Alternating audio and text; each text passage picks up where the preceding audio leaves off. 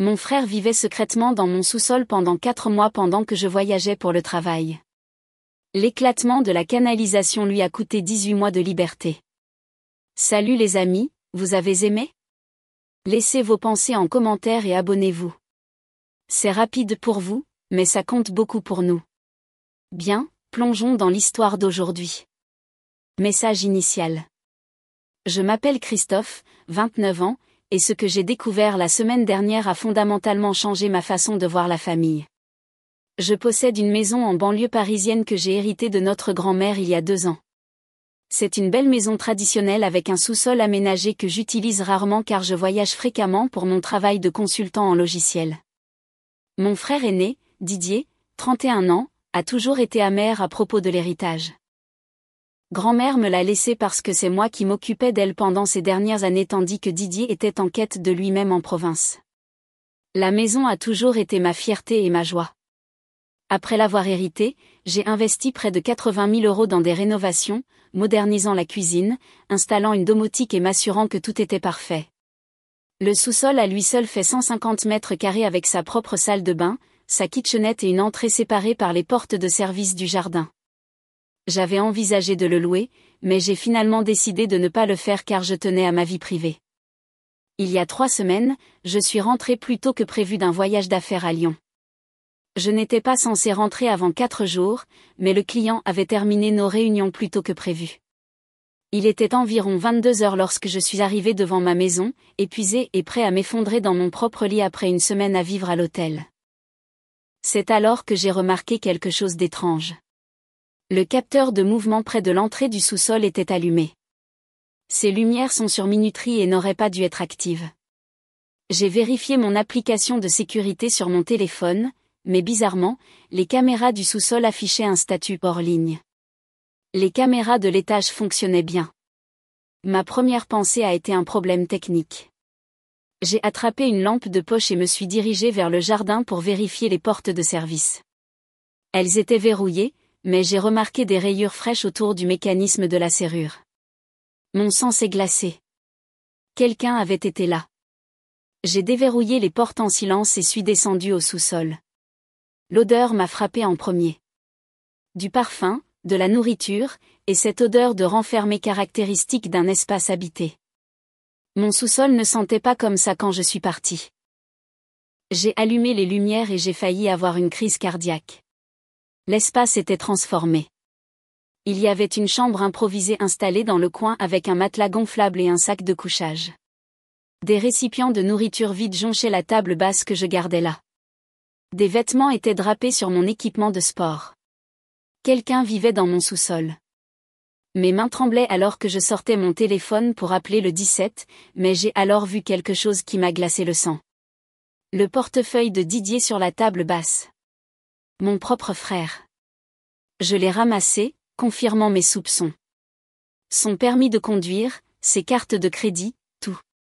Je suis restée là, assimilant la trahison. Didier avait les clés de ma maison pour les urgences. Il connaissait mon emploi du temps de voyage parce que j'avais stupidement partagé mon calendrier avec lui pour que nous puissions coordonner les dîners de famille. Il vivait dans mon sous-sol pendant mon absence. J'ai commencé à enquêter plus en profondeur. La salle de bain montrait des signes d'utilisation régulière. Ses articles de toilette, ses serviettes, même ses médicaments sur ordonnance tapissaient le comptoir.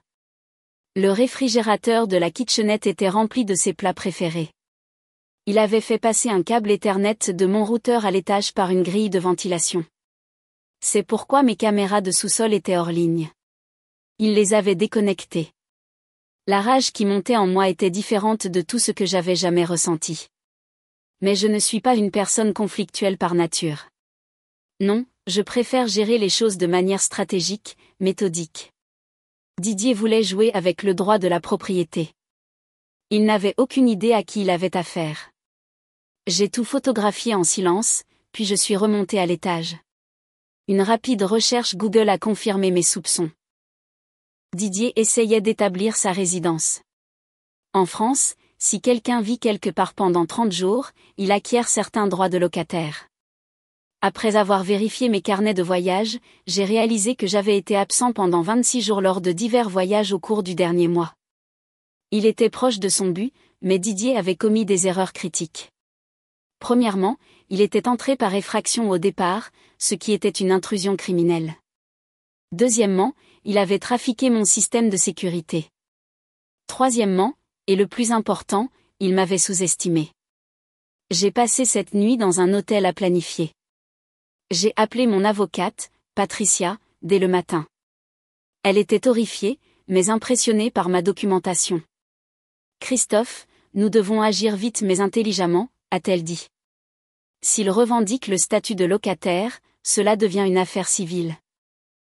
Pour l'instant, c'est encore criminel. J'avais un plan, mais je devais être prudent. Didier ne savait pas que j'étais rentré. Selon mon emploi du temps initial, il me restait 4 jours. 4 jours pour détruire tout ce qu'il avait construit. Mise à jour 1, l'accident d'eau. Il s'est écoulé 72 heures depuis ma découverte, et le paradis du sous-sol de Didier est maintenant une zone sinistrée. Laissez-moi vous expliquer comment j'ai orchestré sa chute. Après avoir consulté Patricia, j'ai appris que je devais agir avant que Didier ne puisse revendiquer des droits de locataire, mais je devais aussi éviter toute action qui pourrait être considérée comme une expulsion illégale s'il essayait de poursuivre cette affaire plus tard. Patricia m'a suggéré de rendre l'espace inhabitable par des moyens légitimes. Le lendemain matin, je suis rentré chez moi à 5 heures du matin, sachant que Didier serait à son travail à l'entrepôt. J'avais fait mes recherches. Les dégâts des eaux sont la prérogative du propriétaire, et si des biens personnels sont endommagés lors de réparations d'urgence, c'est une conséquence malheureuse. J'ai commencé par tout documenter à nouveau, cette fois en vidéo. J'avais besoin de preuves de l'occupation non autorisée. Puis j'ai commencé mon plan.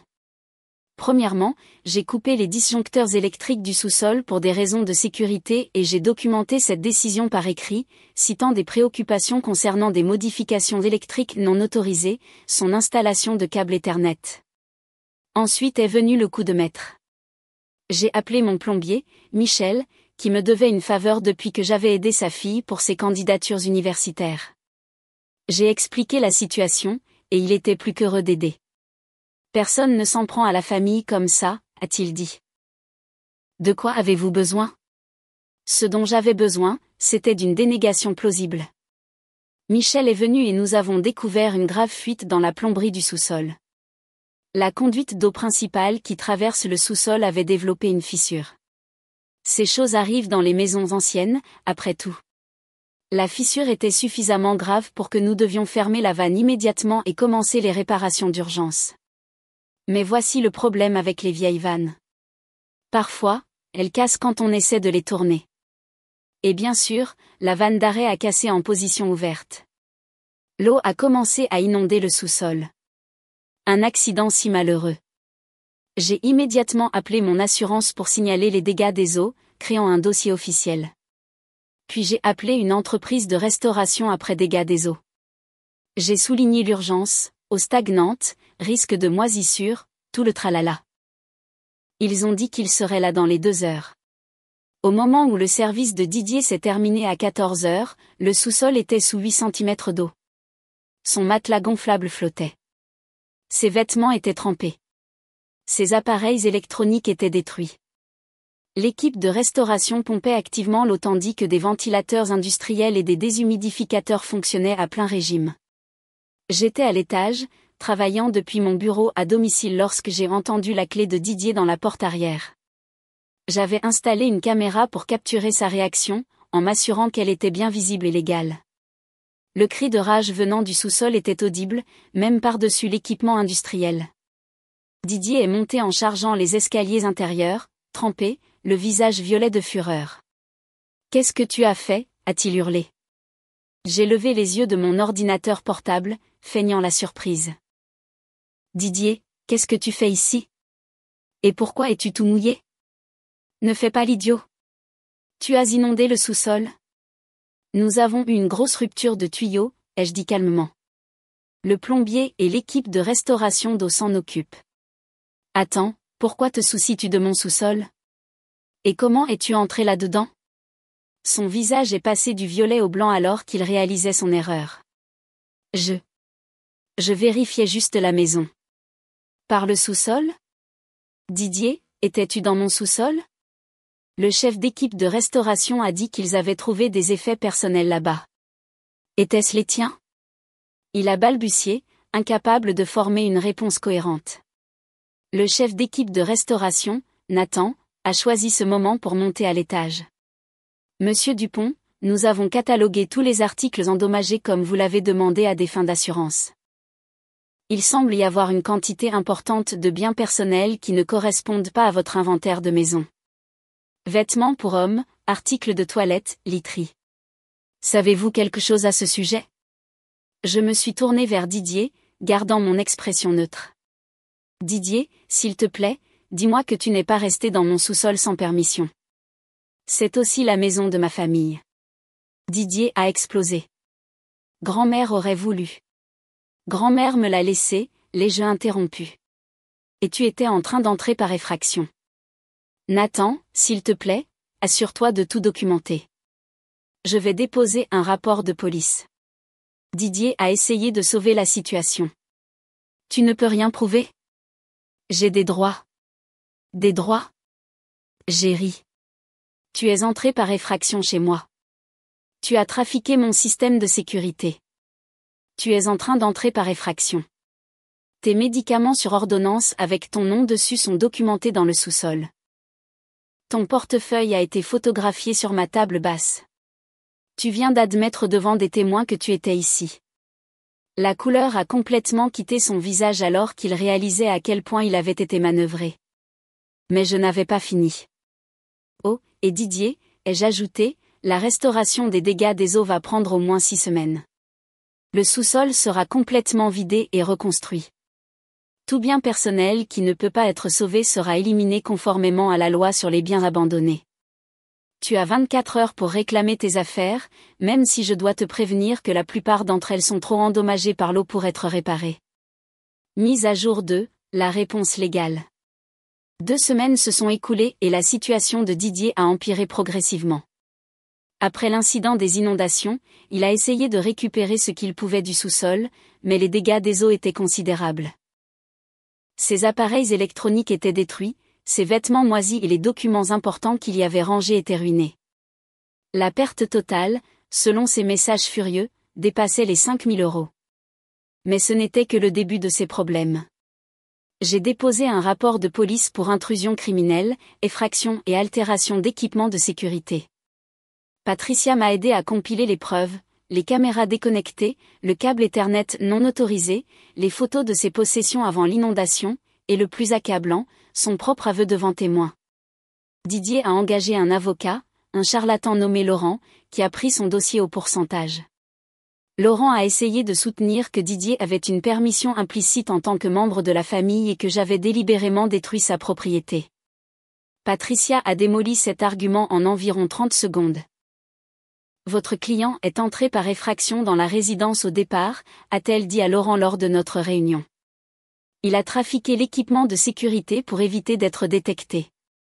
Il n'a jamais eu de permission, implicite ou explicite. Monsieur Dupont a des messages de Didier datant de 3 semaines lui demandant s'il pouvait rester temporairement, à quoi Christophe a explicitement dit non. Pourtant, Didier a continué. Laurent a essayé une approche différente. L'inondation semble suspectement opportune. Patricia a souri. Une canalisation s'est cassée.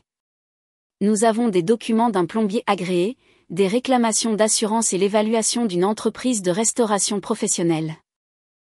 Suggérez-vous que mon client a délibérément endommagé sa propre maison, ce qui lui a coûté des milliers de réparations, juste pour importuner votre client, qui n'aurait pas dû être là en premier lieu? Les charges criminelles ont été déposées et Didier a été arrêté sur son lieu de travail. L'entrepôt l'a immédiatement licencié. Ils ont une politique de tolérance zéro pour les employés ayant des antécédents criminels. Sa photo d'identité judiciaire a fait le blog d'actualité locale, un homme arrêté pour avoir vécu dans le sous-sol de son frère sans permission. Mais les conséquences ne se sont pas arrêtées là. Didier sortait avec Jennifer depuis environ 6 mois. Elle l'a largué dès qu'elle a découvert qu'il avait menti sur le fait d'avoir son propre appartement. Il s'avère qu'il lui avait dit qu'il vivait seul dans un joli appartement en sous-sol, l'amenant chez moi quand je voyageais. Elle a été mortifiée d'apprendre qu'elle s'était introduite sans le savoir chez quelqu'un d'autre. Nos parents, qui avaient d'abord essayé de rester neutres, ont été horrifiés lorsque je leur ai montré les images de sécurité et les preuves. Maman était particulièrement contrariée par les médicaments sur ordonnance trouvés dans le sous-sol.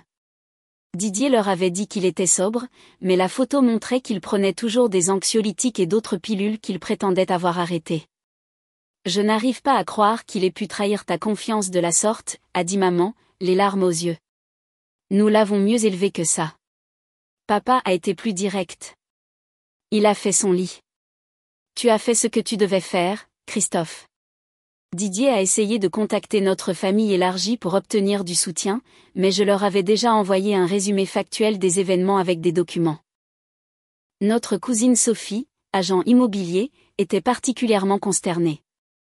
Il aurait pu ruiner tes taux d'assurance, la valeur de ta propriété, tout, m'a-t-elle dit. Et s'il avait déclenché un incendie là-bas? Mise à jour 3, la démolition. Un mois après le début de la restauration, le sous-sol est complètement vidé. Chaque morceau de cloison sèche a été retiré, le revêtement de sol arraché, et nous avons découvert des choses intéressantes pendant la démolition. Apparemment, Didier y vivait plus longtemps que je ne le pensais. Caché derrière un panneau dans la buanderie, les entrepreneurs ont trouvé une cachette de ses affaires qui datait d'avant mes récents voyages.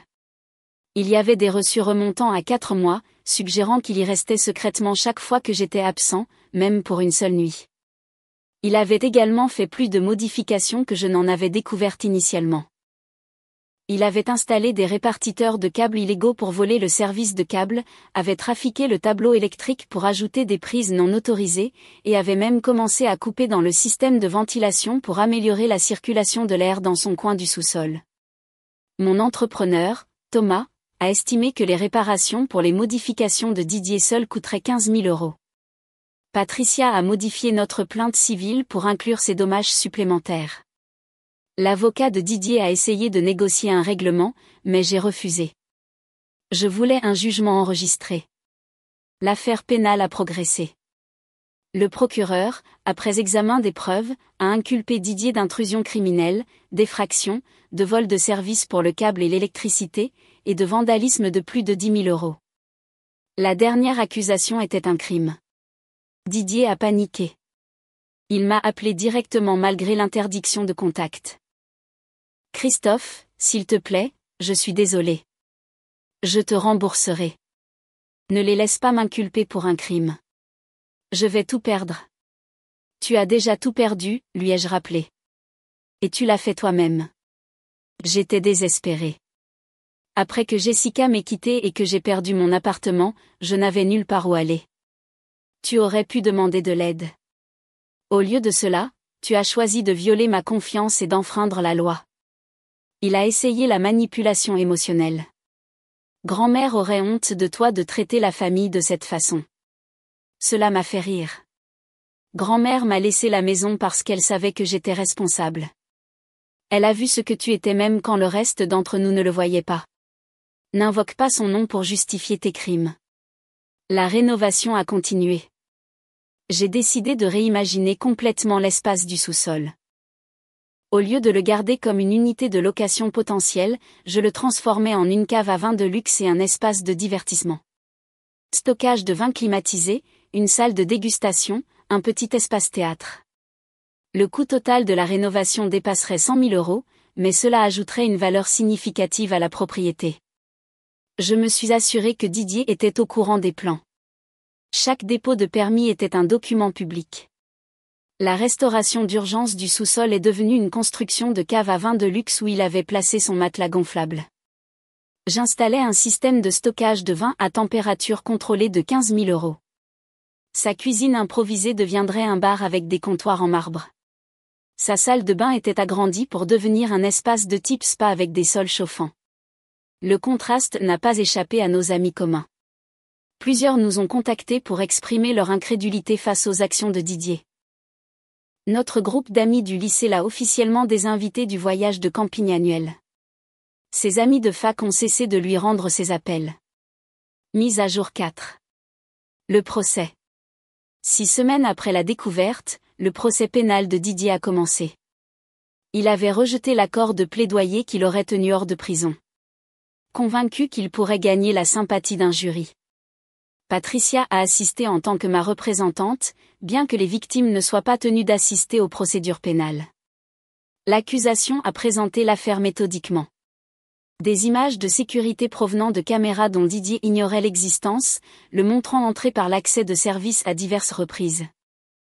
Les caméras de sous-sol déconnectées, ces affaires photographiées dans mon espace, les modifications illégales, ces flacons de médicaments sur ordonnance prouvant une occupation continue, des messages textuels où je lui avais explicitement refusé la permission de rester. L'avocat de Didier a essayé de le dépeindre comme un membre de la famille désespéré en crise, cherchant temporairement refuge dans un espace rarement utilisé. Le procureur a détruit ce récit en présentant les publications de Didier sur les réseaux sociaux de la même période. Des photos de lui dans des bars, achetant de nouveaux appareils électroniques, faisant des voyages le week-end. Loin d'être l'image du désespoir. Le témoignage le plus accablant est venu de Jennifer, son ex-petite amie. Elle a témoigné que Didier lui avait raconté des mensonges détaillés sur son appartement, lui faisant même une visite et cuisinant le dîner là-bas quand je voyageais. Elle n'avait découvert la vérité qu'après son arrestation et en était mortifiée. Il m'avait fait faire des clés, a-t-elle témoigné. Il a dit que c'était sa place, qu'il payait un loyer à son frère, mais que c'était en gros son propre appartement. Je me sens tellement violée de savoir que j'étais chez quelqu'un d'autre sans permission. Didier a témoigné contre l'avis de son avocat. Il a essayé de revendiquer le droit du squatteur, disant qu'il était là assez longtemps pour établir sa résidence. Le procureur a posé une question simple, si vous pensiez avoir une résidence légale, pourquoi avez-vous déconnecté les caméras de sécurité? Didier n'avait pas de bonne réponse. Le jury a délibéré moins de 2 heures, coupable de toutes les charges. Le juge, citant la nature délibérée des crimes et les dommages financiers importants, a condamné Didier à 18 mois de prison avec une réduction possible à 6 mois pour bonne conduite, suivie de 3 ans de probation. Il a également été condamné à payer une restitution de 30 000 € pour les réparations et rénovations rendues nécessaires par ces modifications. Le visage de Didier lorsque la sentence a été lue est quelque chose que je n'oublierai jamais. La réalité qu'il allait en prison pour avoir essayé de voler ma maison l'a finalement frappé. Il m'a regardé à travers la salle d'audience et pour la première fois j'ai vu une véritable reconnaissance de ce qu'il avait fait. Dernière mise à jour, 2 mois plus tard. Cela fait 2 mois que Didier est entré en prison pour commencer sa peine. Il purge sa peine dans un établissement à sécurité minimale à environ 3 heures de chez nous. Maman lui rend visite toutes les semaines. Papa n'y est pas allé une seule fois. Je ne lui ai pas parlé depuis le procès. La rénovation du sous-sol est terminée et c'est absolument magnifique. La cave à vin peut contenir 500 bouteilles dans une magnifique pièce vitrée climatisée. L'espace de dégustation a un superbe bar en noyer massif et des sièges en cuir. La section cinéma a un téléviseur de 85 pouces avec un son surround. La salle de bain est maintenant digne d'un spa avec une douche à vapeur et des sols chauffants. Le coût total de la rénovation a atteint 120 000 €, mais elle a ajouté une valeur estimée à 150 000 € à ma propriété. J'ai organisé une dégustation de vin le week-end dernier pour célébrer l'achèvement. Des amis, des collègues, des membres de ma famille y ont assisté. Maman est venue mais est partie tôt. Elle a dit que c'était trop difficile de voir ce que Didier avait gâché pour un plan aussi stupide. Plusieurs personnes ont commenté la transformation, ne connaissant pas toute l'histoire. C'est incroyable, Christophe, a dit mon collègue David. Tu devrais faire un article dans Architectural Digest. J'ai suivi une thérapie pour digérer la trahison. Le docteur Martin m'a aidé à comprendre que les actions de Didier n'étaient pas vraiment liées à la maison. Elles étaient liées à son ressentiment, son sentiment de droit et son incapacité à prendre la responsabilité de sa propre vie. La maison n'était que la manifestation de problèmes plus profonds. L'impact financier sur Didier a été dévastateur. Les frais juridiques ont englouti ses économies. L'ordonnance de restitution saisira ses salaires pendant des années une fois qu'il sera libéré. Son casier judiciaire signifie qu'il ne travaillera jamais dans la sécurité, la finance ou de nombreux autres domaines. Le poste à l'entrepôt est parti pour toujours. Jennifer est fiancée à quelqu'un d'autre maintenant. Elle est passée rapidement à autre chose, voulant se distancier de l'embarras. Les anciens amis de Didier ont raconté qu'il a écrit des lettres depuis la prison pour essayer d'expliquer sa version des faits. La plupart n'ont pas répondu. Notre cousin Benoît a répondu, disant à Didier qu'il devait accepter ses responsabilités et arrêter de blâmer les autres pour sa situation. Didier ne lui a plus jamais écrit. Le seul point positif est que Didier reçoit un traitement de santé mentale en prison. Apparemment, il a été diagnostiqué avec une anxiété et une dépression sévère, ce qui a contribué à sa mauvaise prise de décision. Ce n'est pas une excuse, mais peut-être une explication. Il suit des séances de thérapie et prend des médicaments correctement prescrits. J'ai changé toutes les serrures, installé un système de sécurité plus sophistiqué et retiré Didier de toutes les listes de contacts d'urgence. J'ai également créé une fiducie pour la maison afin de prévenir toute future réclamation contre elle. Patricia s'est assurée que tout était en béton. La famille élargie est divisée. Certains pensent que je suis allé trop loin, que j'aurais dû simplement confronter Didier et le mettre à la porte. Mais la plupart comprennent que les actions de Didier étaient criminelles, calculées et auraient dégénéré si je ne l'avais pas arrêté quand je l'ai fait. Tante Marguerite, la sœur de papa, l'a dit le mieux, Didier a essayé de voler sa famille. Christophe a juste protégé ce qui était à lui. Il m'arrive encore parfois de traverser le sous-sol et de me souvenir d'avoir trouvé ses affaires là-bas. La violation de confiance est profonde. Nous n'étions pas seulement frères, nous étions amis, du moins c'est ce que je pensais. Maintenant, je réalise que Didier m'en voulait probablement depuis des années, d'être plus jeune mais plus réussi. D'être le favori de grand-mère, d'avoir la vie qu'il pensait mériter. La cave à vin est devenue mon espace préféré dans la maison. Il y a quelque chose de poétique à transformer un espace où Didier a essayé d'établir une résidence légale en quelque chose qu'il ne pourrait jamais se permettre de visiter. Là où il avait placé son matelas pneumatique, j'ai maintenant une collection de vins de 20 000 €. Là où il accrochait ses vêtements, j'ai des armoires sur mesure. Là où il a essayé de me voler, j'ai construit quelque chose de beau. La semaine dernière, j'ai reçu une lettre de Didier. Je ne l'ai pas ouverte. Patricia m'a conseillé de la garder scellée au cas où nous en aurions besoin à des fins légales plus tard. Mais honnêtement, je me fiche de ce qu'il a à dire. Les actions ont des conséquences. Il a fait ses choix. Maintenant, il vit avec eux.